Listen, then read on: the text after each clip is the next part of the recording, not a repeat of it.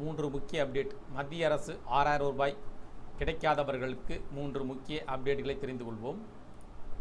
இந்த தவணைத்தொகை 22வது தவணைத்தொகை மார்ச் மாதம் வெளியிடப்பட்டது. அந்த 22வது தவணை உங்களுடைய வங்கி கணக்கில் வரவில்லை என்றால் அவற்றை உங்களுடைய மொபைல் செயலி மற்றும் இணையதளம் மூலமாக சரிபார்க்க வேண்டியதும் கட்டாயம். அவ்வாறு வரவில்லை என்றால் குறிப்பிடப்பட்டுள்ள இந்த 3 பணிகளை நீங்கள் செய்து முடிக்காமல் இருந்தால் உங்களுக்கு இந்த தவணைத்தொகை கிடைக்காமல் இருக்கும். கண்டிப்பாக இந்த பணிகளை செய்து முடித்த பின்னர் உங்களுக்கு தொடர்ந்து அதனுடைய தவணைத்தொகை கிடைப்பதற்கும் வாய்ப்புகள் உள்ளது. முதலில் பார்த்திங்கன்னா உங்களுடைய இகேஒய்சி நிலுவையில் இருக்கிறதா என்பதை சரிபார்த்து இகேஒய்சி கட்டாயமாக்கப்பட்டுள்ளது. எனவே இந்த இகேஒய்சி பணிகளை செய்து முடித்திருக்க வேண்டும். அதேபோல் ஆதார் இணைப்பு. இந்த தொகை வங்கி கணக்கில் நேரடியாக செலுத்தப்படுவதால் வங்கி கணக்குடன் ஆதார் இணைக்கப்பட்டுள்ளதை உறுதிப்படுத்த வேண்டும்.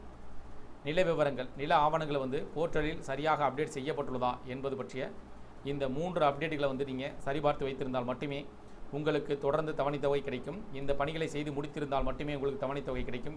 சரிபார்க்கவில்லை என்றால், பணிகளை செய்து முடிக்கவில்லை என்றால் உடனடியாக செய்து விடுங்கள். அப்பொழுதுதான் அடுத்த தவணைத்தொகை தொடர்ந்து உங்களுடைய வங்கி கணக்கில் கிடைக்கும்.